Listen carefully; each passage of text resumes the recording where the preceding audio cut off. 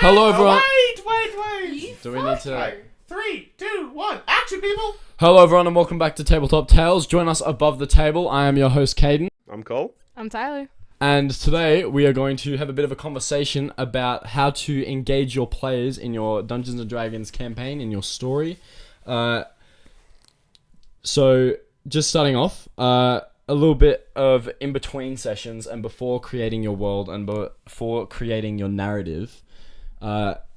It's important to get your players excited and ready to go before the game even starts. Yep.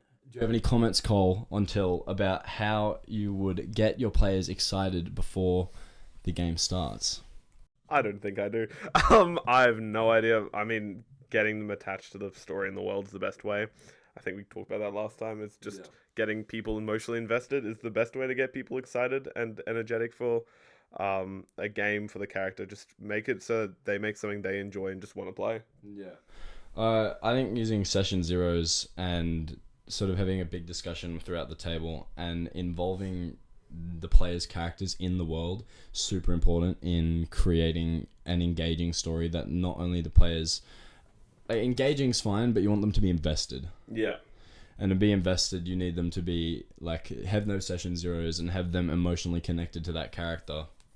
How have you, in the past, gotten these characters in your game connected? My big one was just letting people have an influence on the world. So whether it be you're a wonderful goblin in my game, making a whole tribe dedicated to his character. Certain individuals made entire adventuring parties before that took place before. Just giving people a sense of something they can make their own I feel is a very good way to get people attached to a story, whether it be a family, a background, a history, a story, whatever it may be. Having something that people can say like, oh, that's mine, and I want that to like grow or develop, or I'm happy with how that was. Having them create something. Yeah, something As so well. it's not just them going, I'm playing a D&D game. It's I'm playing a game, but I've made a story to go with it. How much do you think player characters before creating the narrative should influence creating the world and story? Before creating the narrative? Yeah. How much of the player's influence and how much of those characters should take control of that story and world building? I think having a narrative is always pretty fun, even if it doesn't have anything to do with the characters. But I think finding just random and unique and fun ways to tie players in, but not to the point where it's just like everything is a tie, but finding ways to give them fun little insights into their character, their backstory, the world around them. Just finding little unique ways to chuck in things and maybe adjust your story as it's going because it's more suited to the players, I think is always way more fun and way more enjoyable for everyone at the table, because you don't want to have a story you're completely detached to. Because at the end of the day, if you're playing as a character, well, why is your character invested? Why is your character an adventurer and a hero? Why is he saving the world? What's the point? Unless it's the guy who murdered his parents or something random in the background. And as a player, nothing feels better than hearing something from your backstory come with the game, because you're like, oh yeah, I'm a part of this. That's the whole point of D&D. If we wanted to write a book, we can do that on our own. But it makes it collaborative. Yeah. The swing of fate being the entire control of like, oh wow, we're on this path. We all got together not knowing anything about each other, and somehow our entire journey has been like your thing, and then the next thing is, it feels a bit forced. I think having a good balance between that and giving some breathing room of actually having a world that has other histories and other things going on that makes it feel like it's living and breathing. I think though you'll always have that bit of like that forced aspect. Yeah. Because how often is it in every fantasy world that 7 guys run into each other in a bar? Oh yeah. And that's just And and apparently I know everyone from your backstory. Your people are important to me. Yeah. Like obviously no one can deny there's always going to we be that. should all kill the big bad for this reason. There's always going to be those coincidences, but it is nice having the ties and connections, even if it's like things between multiple backstories that you don't realize were ties. But obviously you can't make it entirely about the players. There needs to be a sense of there's something bigger happening in the world. How do you get... So you were mentioning, we all want to kill the big bad. How do you get them to all care about the same thing? So you can do the thing like in Baldur's Gate where it's like, we're all infected. That's the reason. Do you have a preference on how to manage that? Sure. With the final Dontuno, the sort of starting point was Loth and Cassandra being an ex-follower. then went bad again. But I like to have little things that can slowly over time influence, and whether or not the motivation is a moral standpoint or a direct influence of wanting to fight the end goal. But along the way, like just bringing the players together and getting them to care about each other's characters is almost a bigger motivator than that end goal. Like for our the campaign at the moment with the final Dontuno, Loth isn't even the end goal at this point, because we've got so much narrative that we still want to push for that is unrelated. We've got side things that will still be happening. Yeah, like we will send party members across planes of existence. Yeah. Because a couple of us have some issues we need to work through. So Mhm. like, yeah, we'll go do something completely unrelated. Yeah. No, it is getting everyone to care is a good way. If you make it so people are happy with the emotional connections and relationships they build throughout a story, even if the characters don't have the same goals, don't agree, you do end up creating the sense of they do something for another player and they all start to care and build a connection to something and work towards something bigger, even if it doesn't directly influence their lives. Yeah, I agree. Especially because like we're playing for a long time. Like D&D is a long game. Yeah. People are gonna have times where it's not about your character, and trying to keep players who are not involved in the current action, keeping them engaged is very difficult. Yeah. This is I very would different guess. though if you're doing I guess short campaigns. Short campaigns are much different though. A lot of the ones generally it's good to have ties to different people and get them in close proximity to the problem, unless you want to go about a route of it's new characters you've never met. There's always ways you can tie them, though they always feel probably more forced. Yeah. Having characters with pre-established bonds, I guess creating pre-established bonds before you go into the game can help those short campaigns, like in the sense of you basically say the 20 sessions of development you would have had, you guys wrote that on a piece of paper, understand your characters, then you can come into this game with a connection. And sometimes that even works wonders, because those moments you have in game, now not everyone's going to be a perfect player, not everyone's going to execute the moments flawlessly that they want to hit with their character. So sometimes having that backstory where it's like we have the shared experience, but we got to write it and make it the way we wanted it, can, if not sometimes help motivate players with these characters who they've probably played for 30 minutes, be much more invested in a end goal. Yeah, well, even with the Funnel Dontuno, we had our starting party was 3 members with amnesia. Oh, yeah. So we needed to get those bonds with, like, Ilya and Toast, and we needed to get Relka and Cassandra, and then LaFontaine with the bartender at the start that brought everyone together. The greatest NPC to ever exist. But bringing everyone together through amnesia was really rough.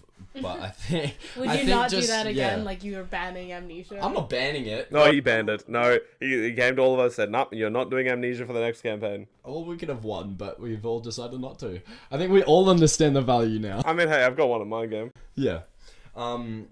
Speaking on long term, keeping long-term campaigns exciting, how could a narrative still involve player backstory later in the game without making it feel old and stale? Ooh, I was going to say keep asking your players why they're still here. Just always ask them why. If it's unclear, then talk to them, right? Yeah. I don't know. I'm not a DM, guys. No, that's Just good. a I fair mean, warning. I haven't gone for long enough, so I'm not 100% sure. I guess it is bringing things up, but making it relevant. I guess keeping things in the loop from their backstory is always important, like dropping little crumbs here and there. Yeah. I guess that's a great way to make it so that something doesn't feel stale, but at a certain point, people do want resolution in their backstory, so I'm not 100% sure how you'd swing it across. What would you do? Yeah. Well, we've obviously had new players, new characters that have been able to add freshness to the Final Dontuno's narrative. But I think in terms of creating a fresh story and making it feel like it is still exciting for especially player backstory involvement, to keep it engaging rather than just making it feel like it's forced, I think just talking in between sessions is really important, and whether or not you have the time to sit down with each player and have a conversation, or you just want to send out like a few questions to get an understanding of where they're at, or even before the session, like I learnt from Griffin, just before the session, just asking everyone at the table how they're feeling, what their player is like wanting to do, what they're thinking, how they're feeling, and that sort of getting them in the headspace of this is what's happened recently and this is what I'm going to do stepping forward. Yeah. It's also a great transition into actually playing. Yeah. And sometimes it's good. I mean, like, we play consistently now, but Yeah. sometimes people don't play for months at a time. Sometimes even years if it's a specific game. So sometimes it is nice to have that moment to just sit there and be like, okay, what is he actually thinking? Yeah. How long has it been for my character? Oh, it's been 3 days. What are they actually thinking? Yeah, good forced refresh of what they're feeling. Yeah, I think that in between sessions is really important, and so obviously some DMs aren't going to get the privilege of that, but with us, we all get to talk about it very, very often. Yeah. And I have conversation with all of the players about how their players, like what they're feeling and what their intentions are for the next few sessions. That way I can also prepare. And that can keep it new and exciting, because not only am I getting to understand what they want, I can actually give them what they want as a player. I can deliver it in a way that doesn't feel too forced or unexpected. They can take those steps and know that they're going to be able to live that narrative. Yeah.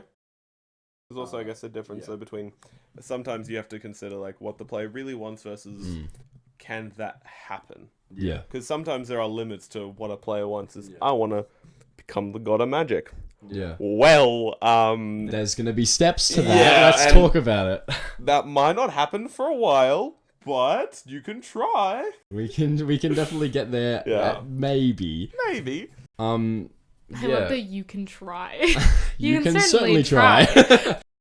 What you said, Till, on if a player feels like their character's not in it, like we've had that narrative point, and Ilya, Jackson's character, recently left the party, and that was a great narrative moment. It was a great narrative moment, but he did feel like his character was, and that's truly up to the fact that we spoke a lot outside of the game, above the table. Oh my god, he said the thing. He said the name.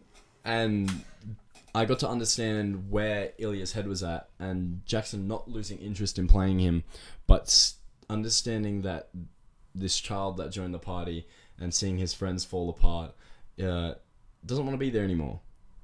Yeah. So creating that moment was like, it's a harsh thought, because we've had hundreds of hours with this character, and now he's gone, which is rough, but it was really such powerful. it was a really good narrative moment, which we wouldn't have gotten if I didn't speak with Jackson about how Ilya was feeling about the party and the narrative and what his steps were going forward, and those steps didn't involve the final Don Tuno.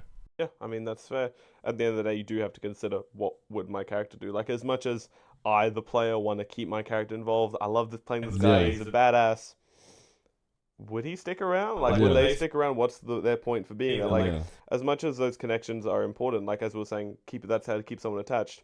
With our party, it became very much of, there is not, I don't think, one person at that table, one character at that table that was the same as when they walked in. Yeah. He's the closest to how he was when he walked in, and he's gone, nah, this isn't for me, and left. Yeah. Which it just makes sense, because every single one of the original members, character died, has changed significantly. Yeah. So it does raise that. Deals, regrets. Yeah, it always raises those questions of, do they want to stay? Is this me wanting them to stay, or is this my character wanting to stay? Yeah. And I think having the ability to acknowledge they wouldn't stick around is probably a very good thing to do. Yeah. So, a little bit of a game. Oh no. I'm each going to give you a character. You can pick whichever one you want. I'm not going to show you. You're just going to pick a piece of paper out of my hand.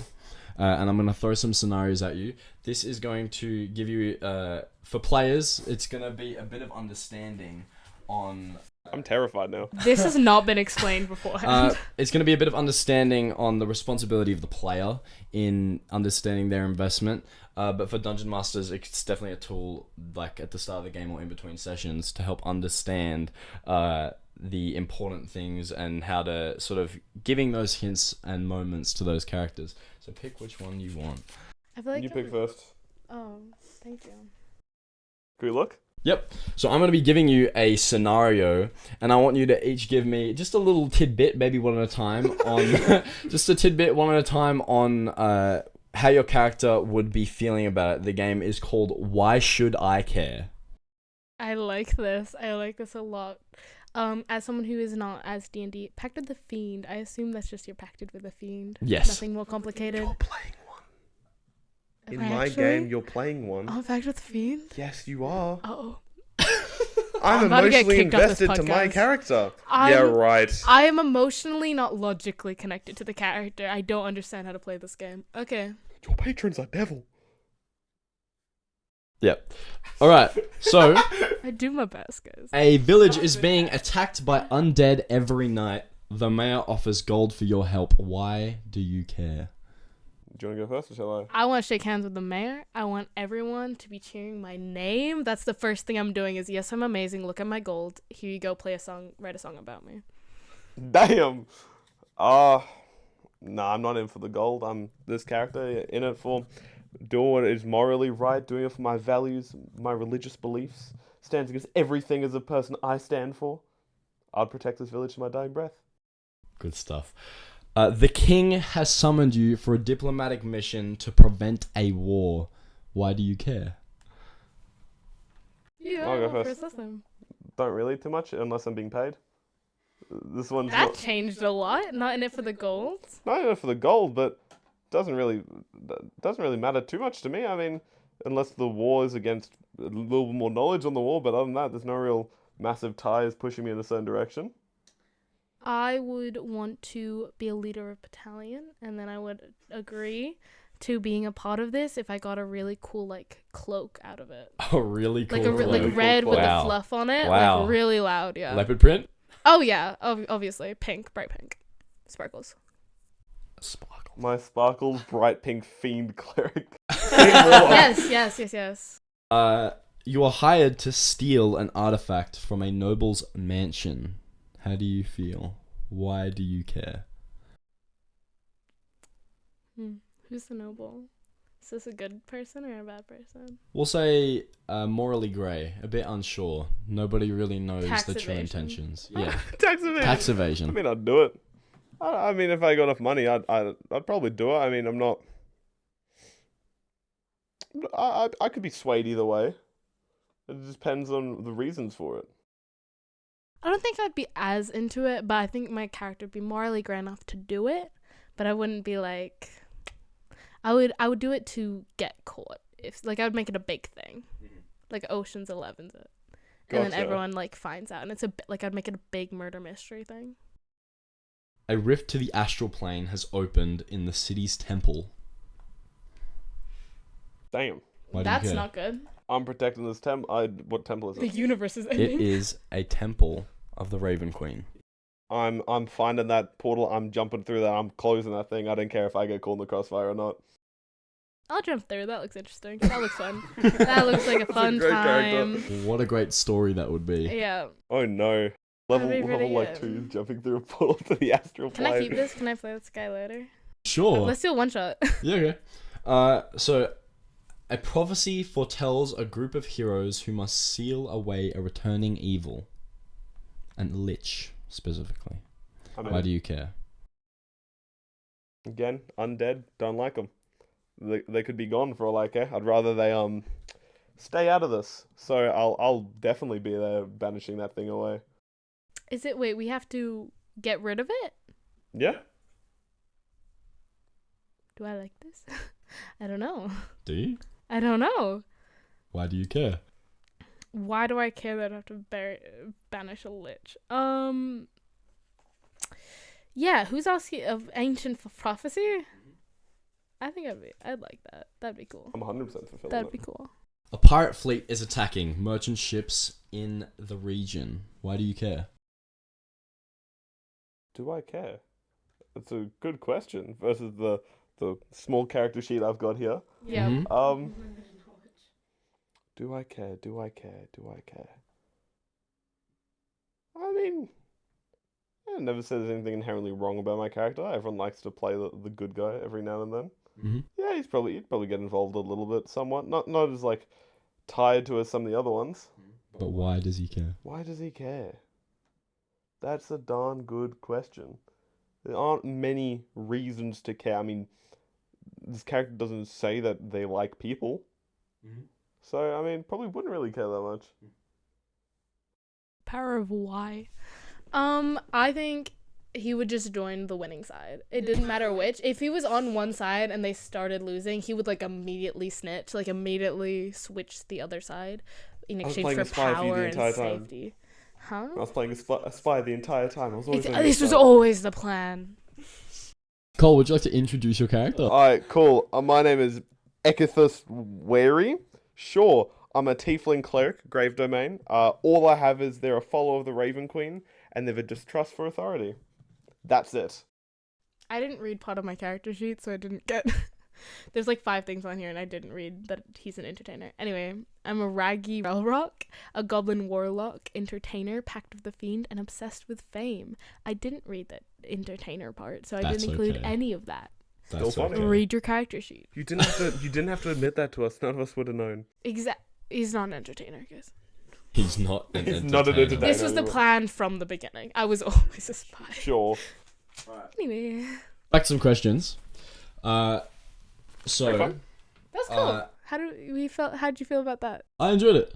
Did you guys enjoy the I game? liked it, yeah. Did you have any realizations, any epiphanies? It's very much two things. Very much shows you why you need motivations. If you don't have a reason to be there, why are you getting involved? Yeah. Now, obviously, and your players are gonna start doing stupid shit because they don't care about the story. Are we allowed to Like swear on casting detect magic on dogs in the tavern.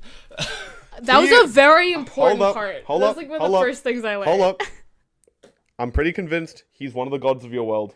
I'm not letting you take this away from me. Does someone want to give the good people some context? Our favorite NPC, a guy named Solomon Duntooner, the NPC we named our party after, has a dog that has not aged since he has met him as a little boy. He's now an old man. Good remembering.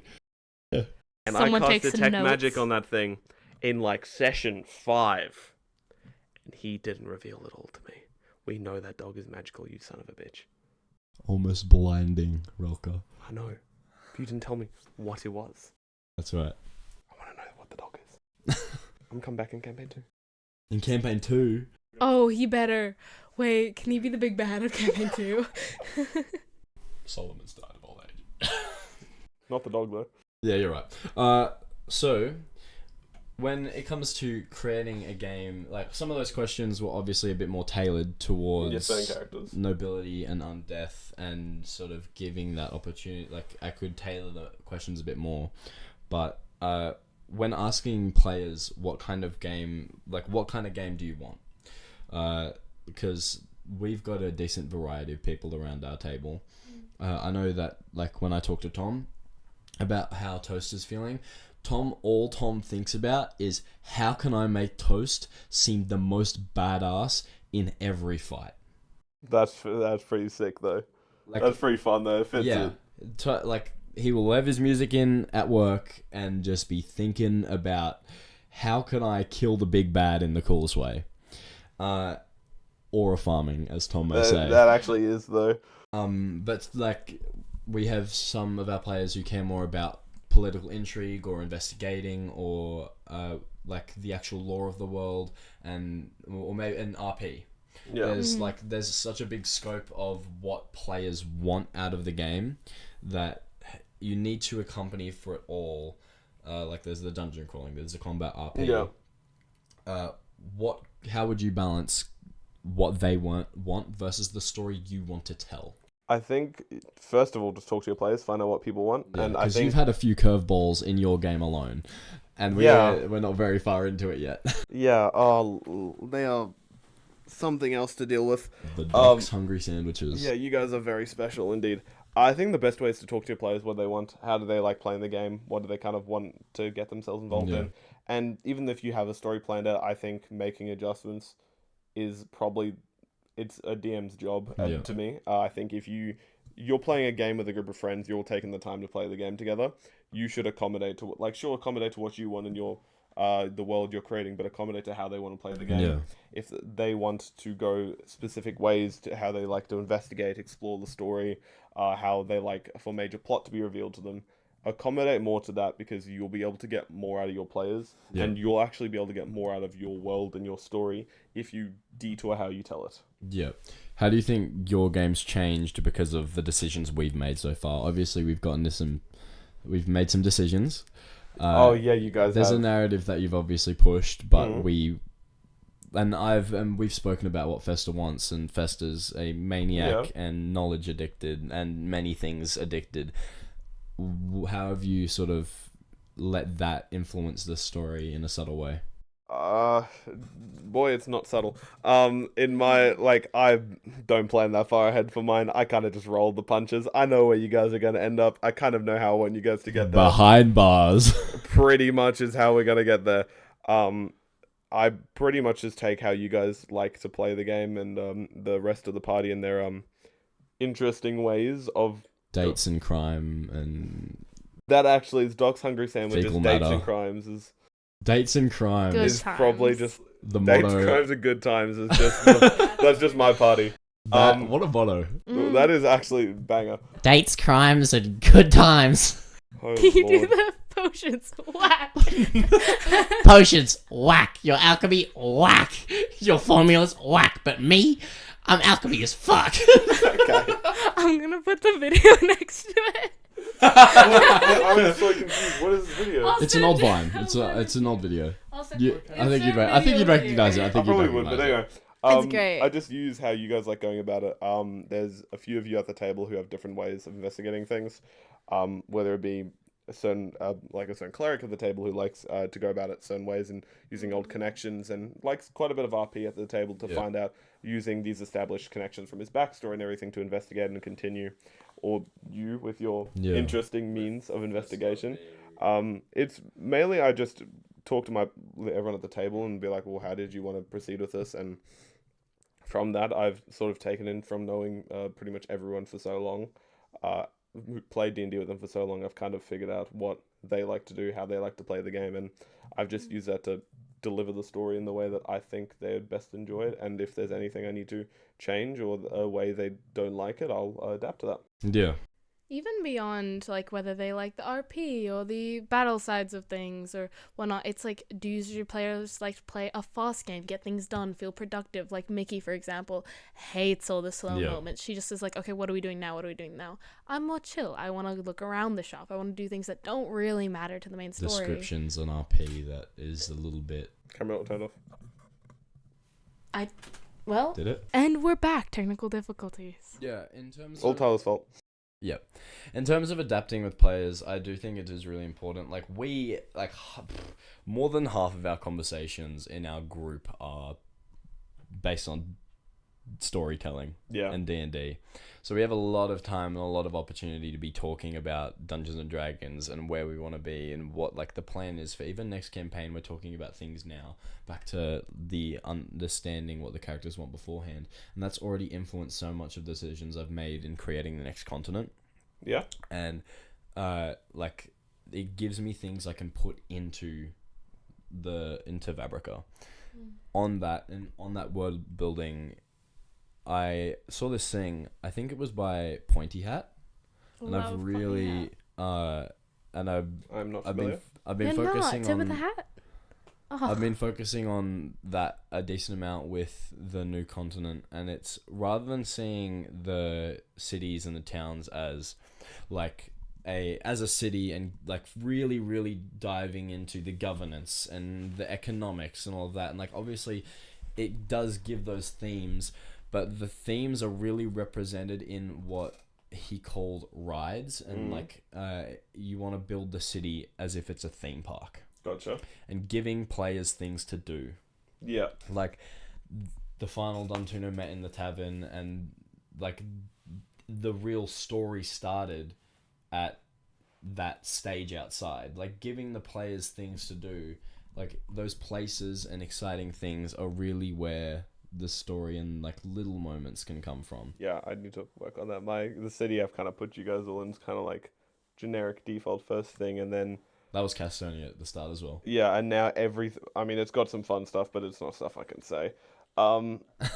otherwise it's I can't like it. It won't be good for me for story wise. But like every other city and stuff for me at least got created Yeah. from weird things. So, like I've got kingdoms to the south where I fall into like the looking at Yeah. governance and changing things like that. But everything expands and it just comes from Yeah. somewhere else. So like I've got kingdoms that now exist. Was it like a kingdom to the west that one of the main things is it's got a prophet who can see into the future. It's Yeah. got like fun things. Is this the blind prophet? Yeah, it's fun. And like the labyrinth. Yeah. And Lachlan's character being from like a city Unironically, of I fighting. kid you not, this Lachlan kid has shaped half my world now. Yeah. There is so much I've taken from what he wanted as a character and just gone, you want that? This is how it fits into the world. Yeah. And so much of it has helped me flesh out the world. Like when we started this game, Yeah. I had 3 cities made. Yeah. And I was like, okay, this is what I'm having. That's all you really need. We'll figure it out. And then as these ideas of, oh, my character has this like arcane sickness, this, and I'm like, okay, where does that come from? How do we spin that? How do we do this? And from there now, I have a 2 full continents. Yeah. I actually really like that, how much the players are involved Yeah. in building a world, in the sense of, like, especially, it's so overwhelming, D&D can be, because it's an entire universe you're creating. Or if you play in Faerun, there's still a lot of stuff in Faerun as well, if you want to understand that. Yeah. But, like, you can start with a town and a cave. That's all you need. And then build from there based on what your players want. I think that's Yeah. awesome. Um. As someone who doesn't have to do any of that work. Anyway. Yeah, like even when me and Lachlan were talking about having a like friendship with our characters and how we sort of met, now I've got to fix that arcane affliction, and Yeah. now me being an alchemist, I've got to find a Way to cure. fix it, yeah. But no, like a lot of things, it is fun. Players are a very good way to expand worlds and make Yeah. everything fit. I think you can still have a world without without having your players necessarily influence the entire ecology. No, that's not the right word. The entire like dynamic of the world. Yeah. That's Isn't better. ecology like the way someone speaks? I don't think so. What is ecology? I don't know. The entire like ecosystem. That's the word I'm looking for. Ecosystem of the world. But using players, I've found at least, is a very good way to go. Why does that make sense? Yeah. So this character has a sickness. Okay, where did it come from? Why does that make sense? Why does it make sense someone can use that? Why? Yeah. And that why question, I think you can, as a DM, reverse engineer your players By to just answer asking- all the questions Yeah, of your world. making it for Because you. when I walk into this world, I have a city that has a cool idea behind it, and that's it. Yeah. Okay, now how do you fit in there? How do you fit in there? Why does that work? Why does that work? What are the connections? And then it just builds. Yeah, that was like me with Thalor and the Division, in having a ruined city where the Primordial War began. Not Primordial War, the Division began, and like these elementals came from the ground and ruined everything. And in having Lachlan want to be like, oh, I'm dead from the past, and I was like, alright, cool, I'm going to create that. And then in understanding his character better, and as I got to ask Lachlan how he felt about La Fontaine, I got to expand on how he felt about his character, and then slowly over time, even without Lachlan really answering them directly, I got to understand how Thalor was really going to be in its governance, just by the fact that it was like going to be led by really magical people that were just really like La Fontaine was a charismatic guy, Yeah. and he wanted to bring these people together, and in him doing that kind of again with the final Dantuno and with having the thing with Vecna, like all of that shaped Thalor just as much. Yeah. It's very easy to use players, as we're Yeah. saying, to shape everything. Like from not just places and people and characters you meet, but even like my like pantheon is half built around this.